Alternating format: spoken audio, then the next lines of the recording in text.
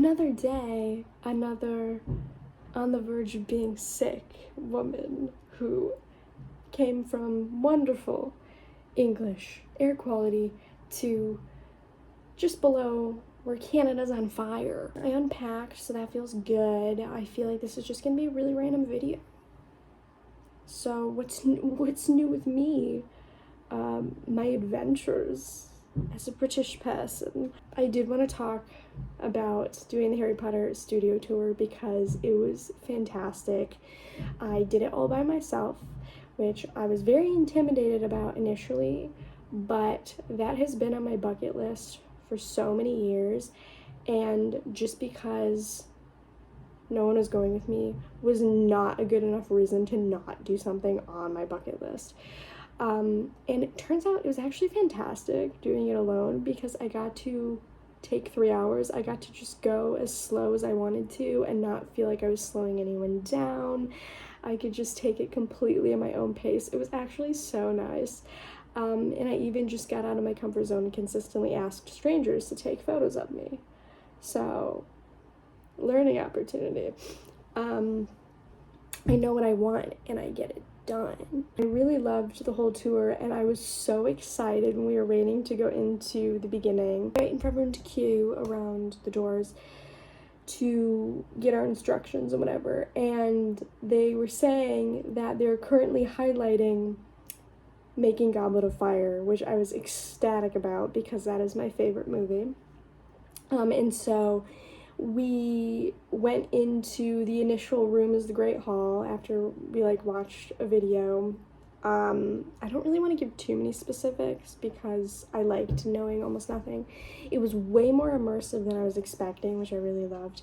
But after looking through a few rooms and looking at a ton of stuff, they had everyone spread out on the path and make room for some Beauxbatons and Durmstrang students to do their performance. And so I got a video up front and personal with that whole performance, and it was super cool. And I really loved seeing so many of the different kinds of effects and to really just understand the amount of engineering that goes into everything, the amount of art design that goes into everything.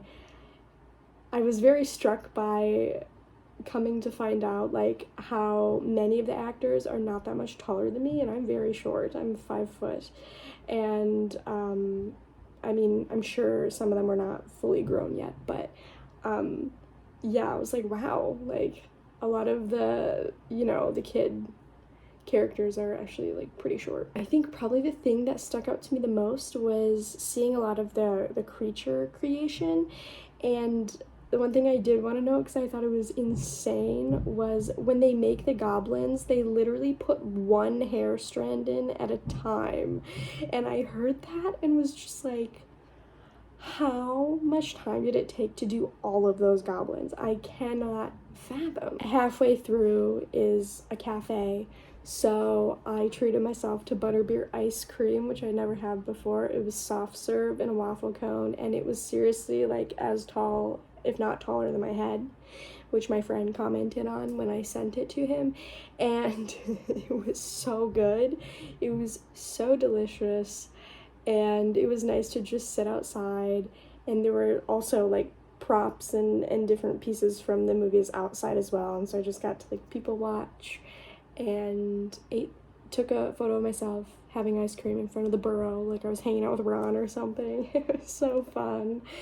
And at the end, I was really struggling to figure out what I wanted to get myself. I really loved a lot of the mugs, but considering my luggage, I was I don't know how to safely transport this. I feel like it's gonna break because I don't have enough room. But there was a very beautiful evergreen mug that I stared at a few times. I picked up and almost bought a Ravenclaw notebook, and then I was I feel like I could get that anywhere. I feel like I could get that anywhere, and I just really want to treat myself and do something special. So let me grab it, but I'll show you what I got. It's in this cute little box, Harry Potter collection, and then you take the container out. It's a suitcase. It's so cute. Okay. So it is a necklace. One of them was like very expensive though, and I was like, I don't think I can justify the super expensive one, but I actually like this one better for myself, so it worked out. And it was like mid price range, like not insane, but still enough money that it feels like it'll hold up. It's so pretty. Okay, wait, I'm gonna do like a secret reveal. So here is the chain, simple silver chain, and then at the end, this cute little crystal piece. And then the pendant is the golden snitch. So pretty. Yellow's my favorite, so love that. And then there's diamonds on the wings, as you can see. It's so pretty. So the way more expensive one was like, I think just diamonds, but I love yellow, so I actually love this one more. And I already wore it because we also had a wedding for my sister's friend, and I was like, cute. And now I have a cute, semi-expensive piece of jewelry that I can wear with my dress. So that was fun. I do love Harry Potter. It's a wonderful story to revisit, but I feel like I would have actually been emotional and cried if I was a younger version of myself. I got to see a ton of London and all the like pivotal sites that tourists see. Also was in St. Albans most of the week, so got to see some more like smaller town things, which was super cozy and fun. And then of course I had the wedding where we got to celebrate my sister's friend, and that was super fun. So really enjoyed my trip overall. I did purchase one book while I was there because I knew I wanted at least one, especially in a UK edition, and I went into a place called Books on the Hill in St. Albans. Small little place. We also went into Waterstones in London, which I've heard, is super popular. I didn't get anything there, but it was nice to peruse. But what I did find at Books on the Hill was All My Sons by Arthur Miller, which I have read before and given 5 stars. This is the play that 21 Pilots based their band name off of, which is my favorite band.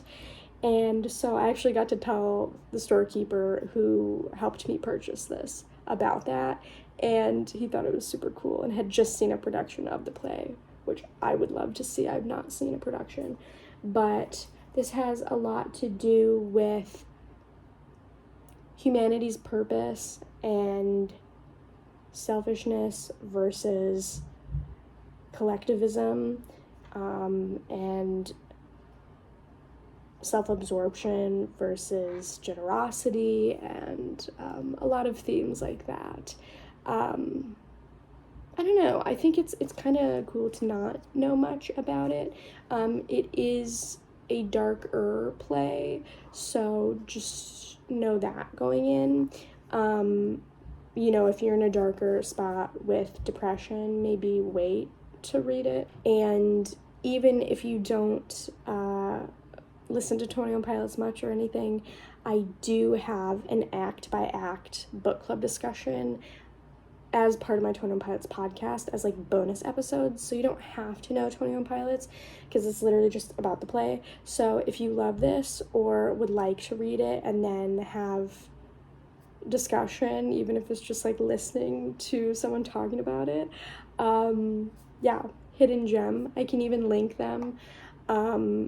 You can listen to all 3, Act 1, Act 2, and Act 3, and I like to think I did a very thorough job. I took so many notes while I was reading it just so I could discuss it thoroughly, and I know fans of the band loved it, and the coolest part about it for me was not only did I love the play itself, but it gave me so much more awe and appreciation for 21 Pilots and for Tyler Joseph's choice to use that metaphor as what the band stands for. I just think it made me love 21 Pilots even more. And if you're curious why they're called what they are, I think reading this source material is fantastic. And if you like the sentiment behind the 21 Pilots, then obviously go get more into Tornado Pilots. So it's kind of best of both worlds. You could go from the literature to the music or vice versa, and hopefully in one way or another you will love it. And then just wanted to share like what I'm currently reading and other random things. First of all, just bought these buffalo wing Cheez-Its. Fantastic. And then I also I've always wanted one of these, and I had a work gift card and was like, I'm going to buy many, many things. And one of the things I bought was an armchair pillow for reading, for my bed primarily. And the best part I didn't realize is there's pockets in both of the arms, and there's also a pocket on the back. So like, it's so soft, and I like how broad it is on top, because Nugget has plenty of room to sit over my shoulder. So we both win. I did finally want to also update you guys on what I'm currently reading. I made more progress on my reread of Franny and Zooey. I am on page 100 of 170, and Zooey and his mom, man, they really go at it. But I like seeing Zooey's soft spot for his siblings, even though he can be a very irritable 24-year-old man. I have a soft spot for irritable characters who also have a soft spot for someone, because that shows they're human, and their irritability stems from a lot of pain or misunderstanding or what have you, suppression of other emotions.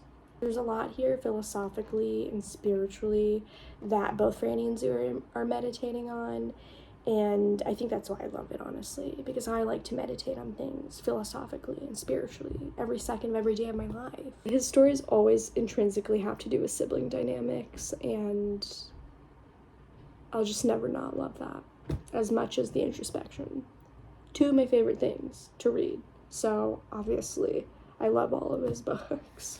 And then this, I also used my work gift card on because I wasn't sure if I was gonna care enough about this book to purchase it, but then when I've been given free money, I was like, well, now's the time to buy it, because it's one of the only books I would purchase without knowing if I'm gonna love it, because you kind of have to because of what it is. And that is Ship of Theseus by V.M. Straka. I am 61 pages in.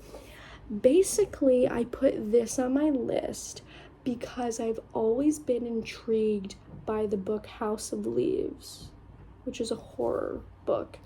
But I know for a fact that I cannot handle it, so I will not be reading it. So I looked up books similar to it, okay?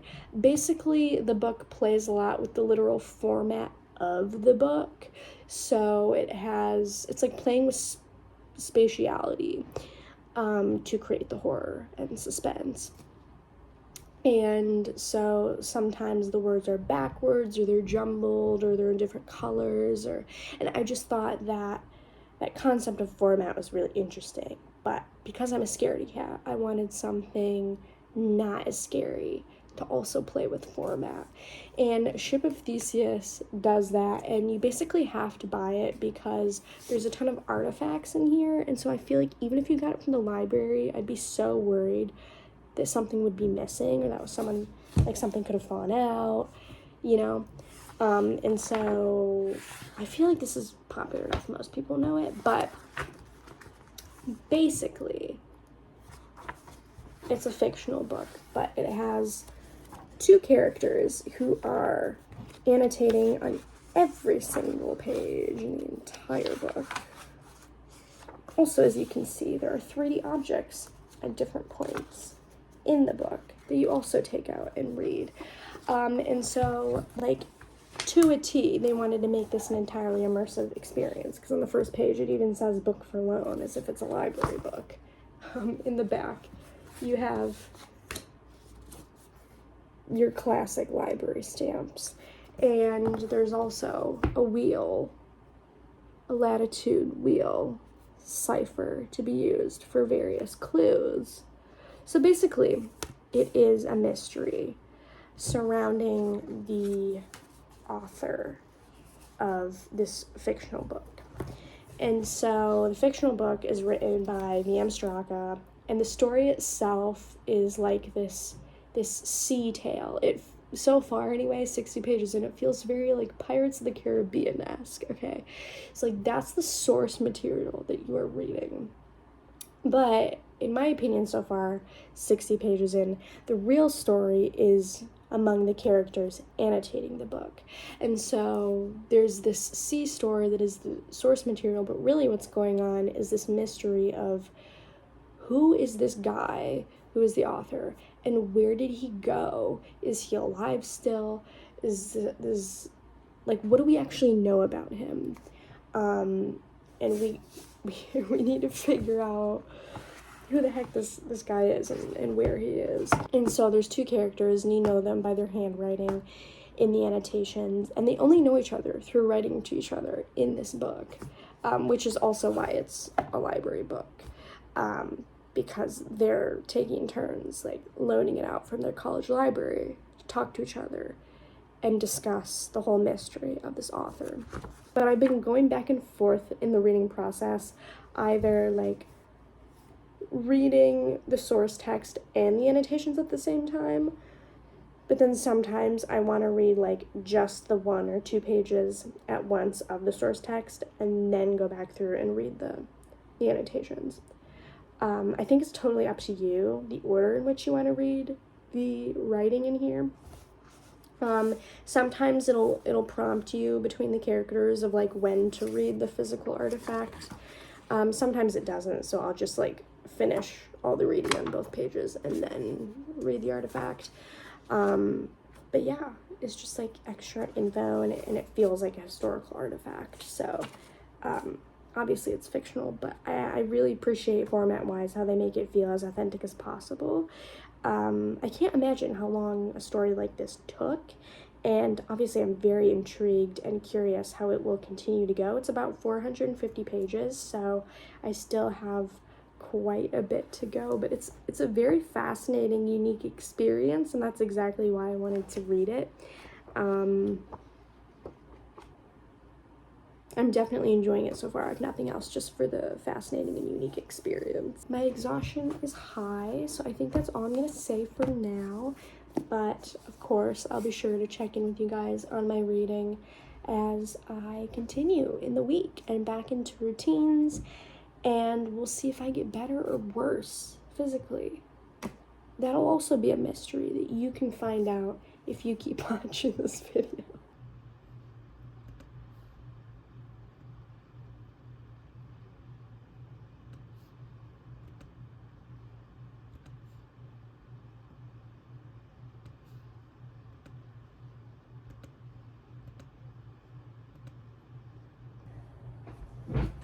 Mickey's happy and I'm not. I am catching up on Friday's new music. I am so excited to listen to all of Haley's music. Everyone's been talking about it. Obviously, I love the cover art with the yellow highlights. I generally just enjoy going through my new in music and adding everything, and generally I go through and I'll add the singles first and then any EPs and then albums. So I like to go by like length. I also specifically pet peeve cannot stand when people release a single and it has previous singles attached to it. It makes me mad. It makes me mad. So I always go through and check if it does that and then delete those because it bothers me. I'm super curious though, format-wise, why Haley chose to do these all as singles rather than an album. But I mean, for the cover art alone, it was worth it. I'm starting with a new Honey track and a Strings and Heart track from, I think, over a week ago. And then Fridays were Haley, still have to listen to Chappell Roan's single, Fauja's single,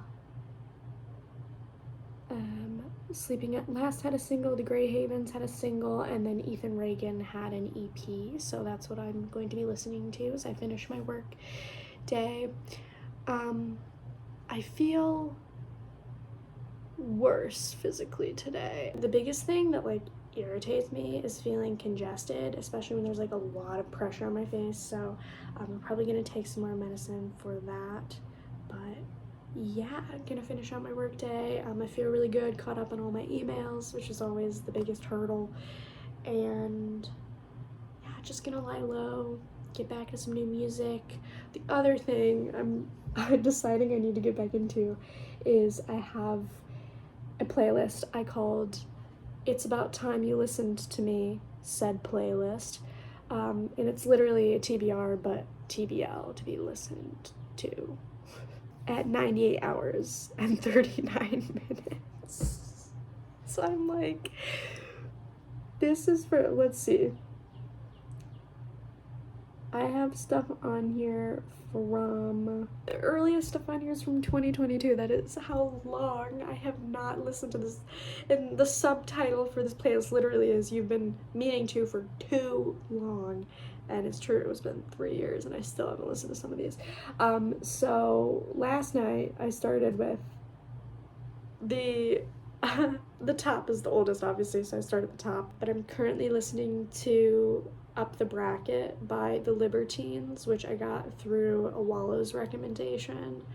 I use Wallows for so many recommendations, like I've said before, but I have like other like people have told me to listen to certain artists, or I just like randomly stumbled upon them or found them through social media and thought I would like them, or other artists I love like them or recommended them. That's generally how I find all of the artists put on here. But my rule is I have to listen to at least a full album before I decide if I like an artist or not. And so that's why this is so long, is because every artist I want to listen to, I put a whole album on here. There are also a couple musicals on here that I have yet to listen to, like 6, which is really embarrassing because it's been out for so long and everyone loves it. And I still haven't listened to it, so like that's also on here. I feel like by the time I get to it, it's gonna be so old at that point, everyone's gonna be over it, but I do like a musical, I just never keep up with them. And some of them are artists I already like Phineas, I just haven't heard like some of his older discography, so that's also on here. There's a lot on here, and obviously it's almost 100 hours of music. Generally I have 3 categories. I either love an artist and love every single song, or I like a couple of their songs and that's it, or I like none of their songs. So those are the 3 categories generally. For example, with the Libertines, I'm finding I really like their sound, but I feel like I haven't paid enough attention to the lyrics, so I don't know if I like their lyrics or not. There's been a couple sonical things that I haven't liked, so they're probably gonna turn into like a couple songs of an artist. But yeah, I'm definitely in dire need of making progress on this playlist, so I'll listen to the album and then, you know, I delete the songs as I listen to them, and then either disperse them to my own playlists or just delete them, and at least I can say I've listened to an artist even if I don't like them. So that's what's up music-wise. That's what I'm gonna be listening to mainly today, is like a mix of the new music and my TBLT. Yeah. It is Tuesday. Here's my recent update. I'm gonna get back into scripture and read Titus tonight. And because I got more sick, I've been binge watching The Summer I Turned Pretty. I'm just finishing season 2. This is crazy. I do not binge watch shows. But yes, I will have a lot of opinions and want to talk to you guys about this because I did read them a couple years ago and it's so different in the show. Have some pasta. I'm finishing season 2. They've seriously played like 30 Taylor Swift songs in the show and it's only season 2. I'm like, how many more? I'm at the point where I can predict when a Taylor Swift song is gonna play. I'm getting even with Steven. Copyright, even Stevens. I hate this because I read it, so I know what the ending is, and it's like, girl, I'm so irritated with you. What a joke. The thing is, she's the only one who's been lying to herself this entire time. They've both seen straight through her. Like, the amount of times Conrad has clocked her. How does he put up with this anymore? I don't know. Also, him being sassy in the car was honestly warranted. I was like, I would probably be the same. It cracked me up. Not this song. Not the necklace. That ain't right. I will say, I feel like Conrad's even more mature in this show compared to the books. So it's even more like, he does not even deserve, like, he deserves better than everyone else in this show. Like, he deserves to be beyond the show. His offense has always only been that he is going through a lot of pain and doesn't know how to express it. Like, you cannot, like, he's never directly been a butt, you know? He just doesn't know how to communicate his pain.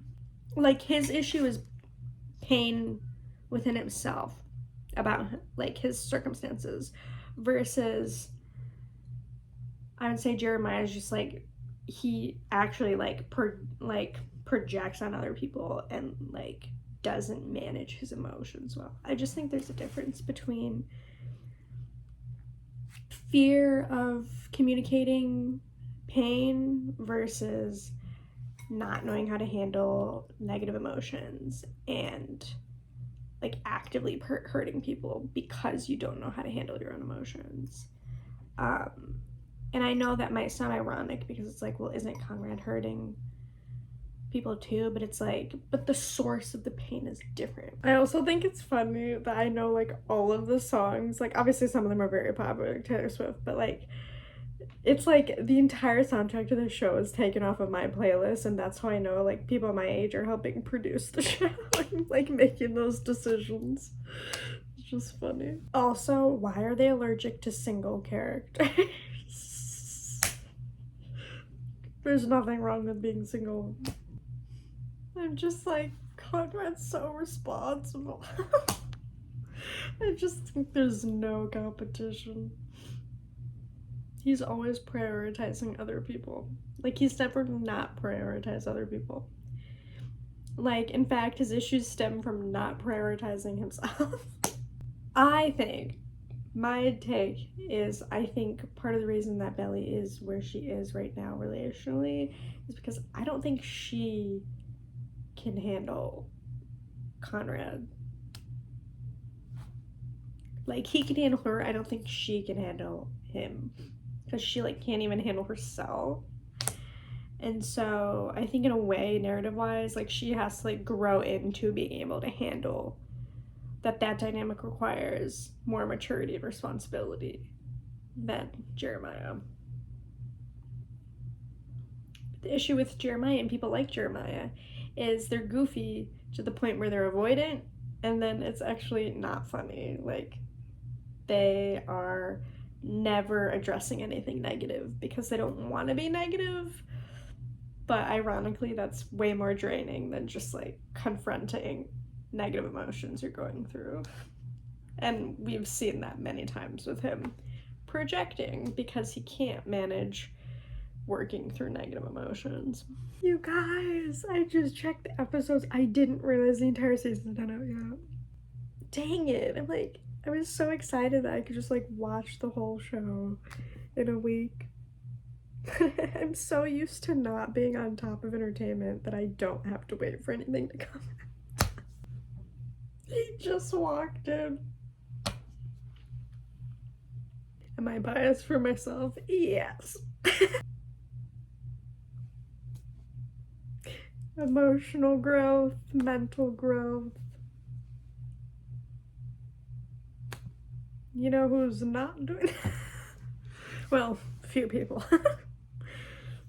Like, every other character, actually. Even when I read the books, the parents were so immature, it was actually, like, kind of triggering.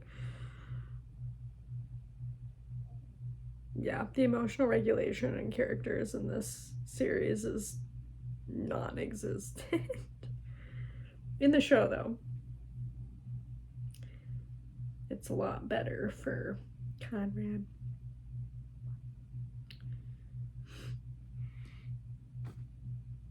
Yeah, I remember reading the books and thinking everyone was immature, but watching the show, I'm like, Conrad is miles more mature than everyone else. Like, there's no, like, even the adults. He's definitely had the most, like, emotional mental health growth, and this scene is proof of that.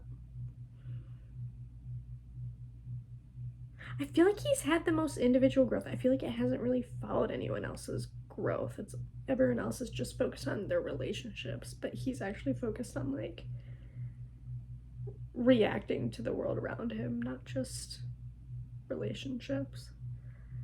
Like, I feel like Conrad's the protagonist. Like, we're actually following his reactions to everything going on in his life.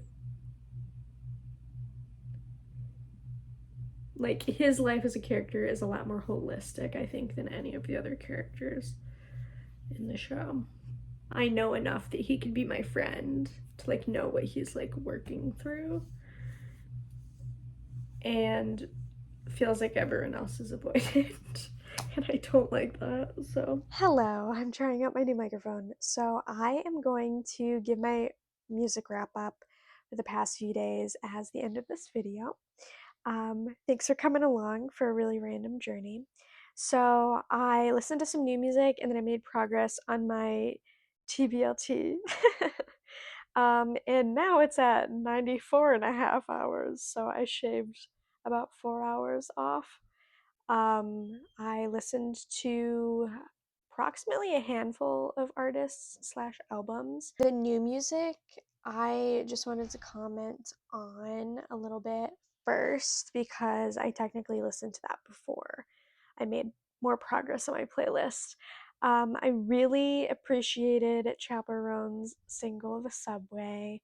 I love an angsty moment in romance, and so very much scratched that itch for me. I feel like August, end of summer, is when I want like all of the angst, maybe potentially the most compared to any other time of year, but like in like a comforting way. I don't know. I enjoyed a lot of Haley Williams songs. There were a couple I didn't care for as much.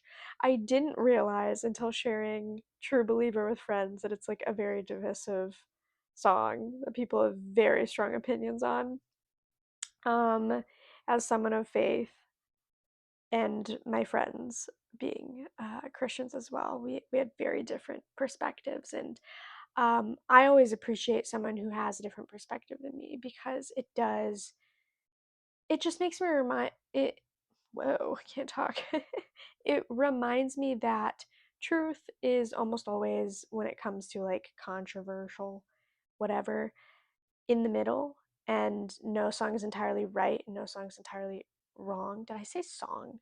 No side is entirely right or wrong. I don't know. I feel like I've been so brain foggy this video. Thanks for bearing with me. But I found the track very resonant, but I completely understand that a lot of people are very troubled by the way she presents her faith in the song. And honestly, before listening to the song, I didn't realize she proclaimed herself to be a Christian, which at least is my understanding from the lyrics themselves. I could be wrong, but yeah, I have no idea like how long she has been a Christian, but I could so anyway, my point being like I could see maybe part of the dislike is like she's at a different point in her faith than other people.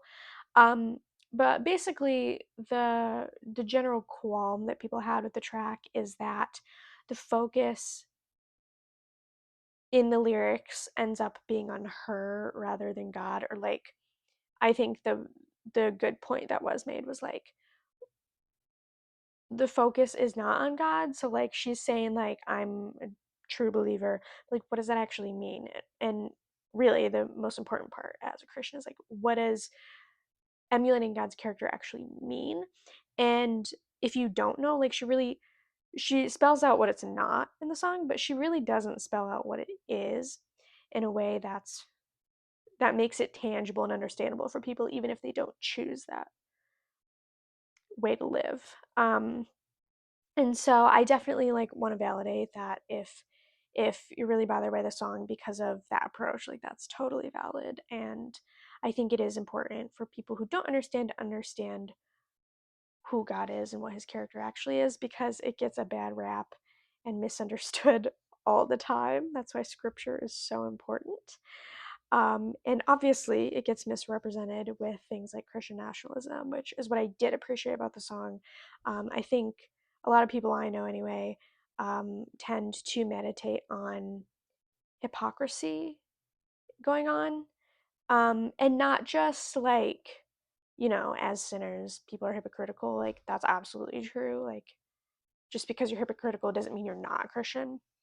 Um, However, I think my understanding of what she was getting at is there are people who generally, or gosh, I can't talk, I'm mixing my words up. There are people who genuinely don't make the focal point God, and therefore, like, their faith is not based on what it should be based on. Instead, it's based on like political success or um, just like government governmental dominance or something. Um, and so for that, because I have felt that, I was really appreciative that someone put that out there, because even if it feels like beating a dead horse, I think there genuinely are people who aren't Christians who don't realize how some people are being spiritually inaccurate and not emulating God because they're just not familiar with the spiritual literacy that so many people that I know like do have. That being said, I do think even a lot of non-Christians understand the nuance in who she's generalizing to versus who she's not. Like, I don't think a non-Christian that I know personally would be like, she means all Christians. Like, not at all. I think most people at least understand that she doesn't mean every single Christian.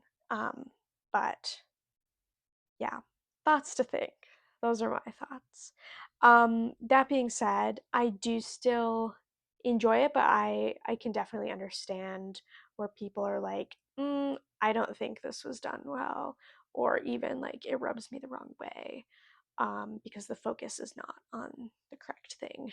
Um, so honestly, as a people pleaser, it's hard for me to then go back into something and not just think of what other people think, um, because my reaction without anyone telling me their reaction is I liked it.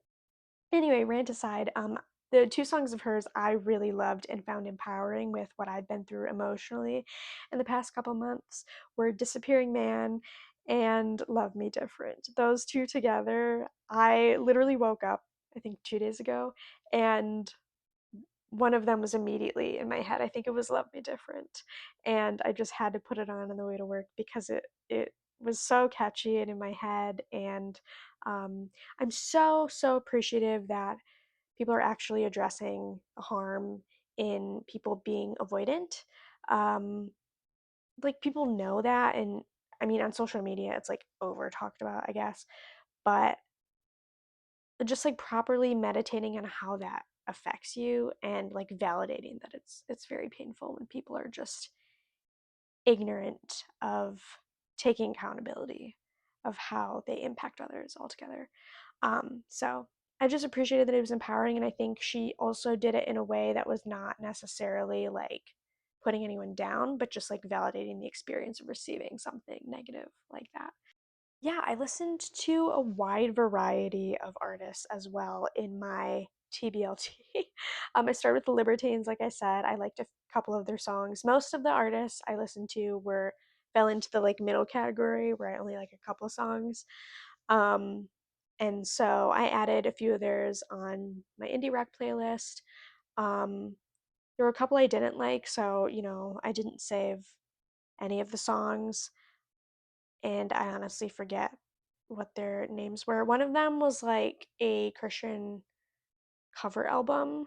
I don't know if they only do covers or if that album I picked in particular was, but I really didn't like their versions of the hymns. There were certain, like, in my opinion, off key notes they hit that like really bothered my ears. I think I just didn't like their vocal style, so I was like, this is not for me. And then I also listened to,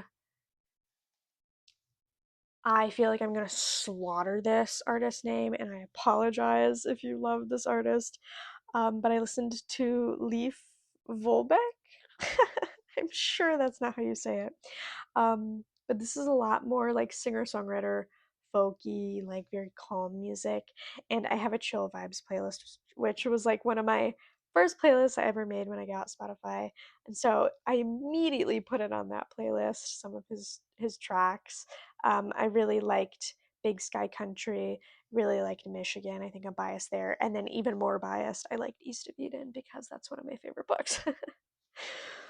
um, and then I listened to Haim's album Women in Music Part 3, which I just hadn't listened to in full before. And of course, I loved it and saved the whole thing, but it doesn't entirely count because I already know that I like the band. Um, but I think I'll definitely eventually go back to even earlier albums as well, but not the priority because I still have what, like 95 hours of songs. But that was the one album that I saved all of. Actually, I think there was one song I didn't because something sonically happened that I didn't like. It was I forget which song it was, but they were like full out screaming, and it was like interesting because I never heard anyone use screaming in that way, but I didn't like it. It like didn't sit well in my soul. And then I also listened to Joss Stone, which was Soul, and it was Mind, Body, and Soul. And that was super groovy. I didn't love the whole album, but I really liked You Had Me. I could not help but just groove and shimmy around the entire time. And I would love to get into more soul and R&B. It tends to be lyrics that make me love an artist the most. If I just love the music, that's probably going to be like a few songs. And then if I just like don't like their style at all or the lyrics, I'm probably not going to like them. I mean, I think that kind of makes sense. Um, but production is also huge. I love good, fascinating, unique production. That tends to be very memorable to me and makes an artist stick out as well. So I'm excited to listen to a bunch more, and hopefully we'll let's see, by the end of the year, hopefully I can be under 80 hours. Let's go for like hopefully at least like 15 more hours of listening would be cool. May or may not get through 2022. We'll see. But yeah, I think that's where I'll leave you. Thank you again for hanging out with me. All of my random interests for the week. My sickness has been soothed by Conrad Fisher. Thanks for coming along. I'm so bummed the full season is not out, but I'm gonna catch up as soon as possible and then impatiently wait every week for the rest of the episodes. But yeah, I mean, might as well plug if you want to know what happens, you can if you read the books or listen to the books. I will say they're way more boring, and that's why they added so much into the show. The second book was literally I wrote little reviews, and I literally wrote this book was like filler, like almost nothing happened. Season two was wild in the show, and I was like, yeah, only like 5% of this actually happened. Because if they made it true to the book, it would be really boring. Yeah, I've been too tired to read, as you can see, because it's been all about music in the show, but excited to get back into reading as the week winds down and my sickness is getting better every single day. But yeah, it's been nice to just like treat myself to something that I don't normally do and watching a show, and um, yeah, it's been cozy in its own way, and I appreciate getting to slow down now and again. So yeah, in a way, sickness is a blessing because I can be way too hard on myself. Hope you guys are taking care. I hope you have a good second half to your week. I want to know if you have strong opinions on The Summer I Turned Pretty because that's like all I've been thinking about these days. the past like 3 days. Um, so yeah, I'll talk to you guys later. Have a good night.